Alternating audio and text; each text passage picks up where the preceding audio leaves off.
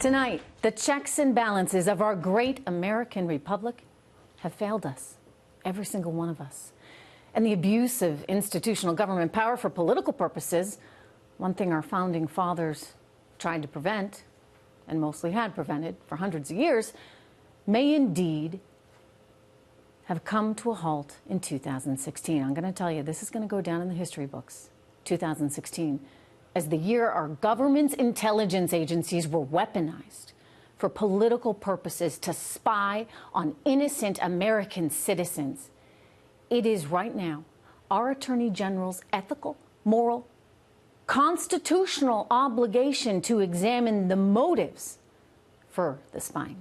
You know, the Obama FBI and Justice Department used unverified opposition research obtained outside our country as ammunition to get a FISA warrant to spy on Carter Page.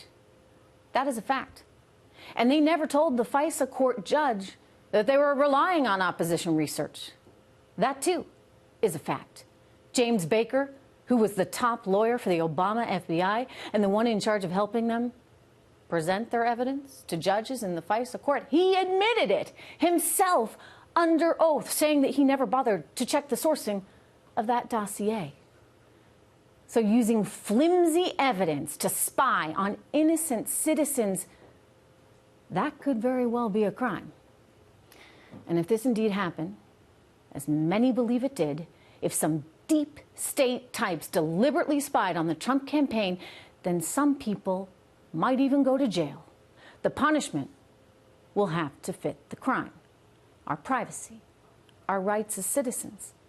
I mean, these are ideals that we hold very dear as Americans. No government will take that from us. Not if the American people have anything to say about it.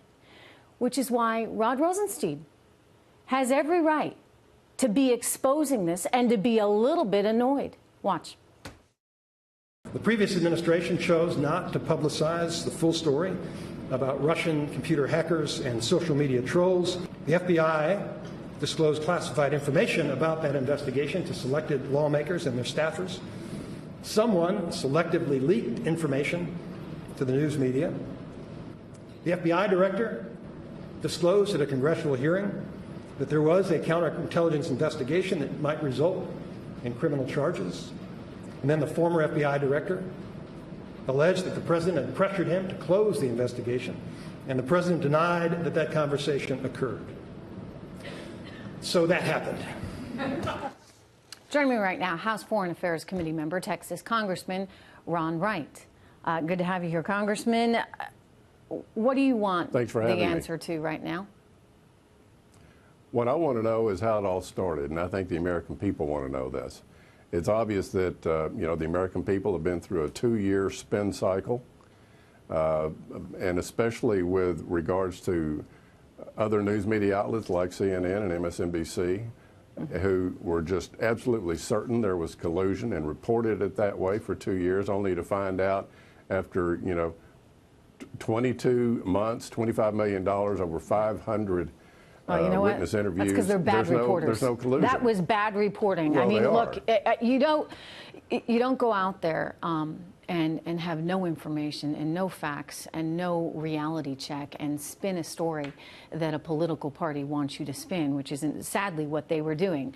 But now we got to ask, to your point, why the heck this happened in the first place. A lot of people believe it was politically motivated. I'm not saying it was, but what's your gut? I absolutely believe it was. Why didn't the Obama administration, why didn't they publicize this?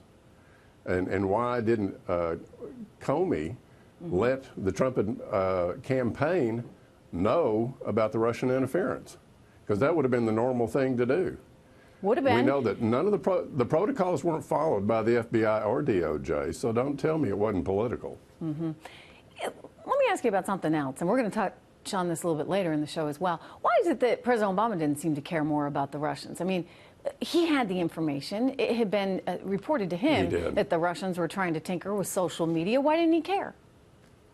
I think it's because he was absolutely certain that Hillary Clinton was going to win that election. And he didn't want to jeopardize that in any way, and that's why he kept quiet about it. But he did the country a great disservice. Yeah, he sure did. In that way, I mean, you can't, and I get, like, you know, we're not naive. We know that a lot of countries and a lot of big powers try and influence things around the world. And, you know, I imagine we try and influence some of the news reports in Russia as well. They're trying to influence social media here, but nonetheless, you should have safeguards against that. And for sure, Absolutely. we should. Are you confident that as we go into 2020, we're going to be able to insulate ourselves from any kind of influence that they may have in that one? Whether we'll be able to completely do that, I don't know, but I can tell you that this president is going to do a lot better job at that than the last president did. You know, when all of this happened that the Mueller report investigated in terms of the Russian interference, Donald Trump wasn't president. Obama was president, and he had the responsibility to protect the American people, to protect our election. And knowing that there was interference and being quiet about it and not publicizing it, I think, was a great disservice to the country. We will not have that with President Trump. Hope not. Thank you so much. I think you're right, Congressman, right.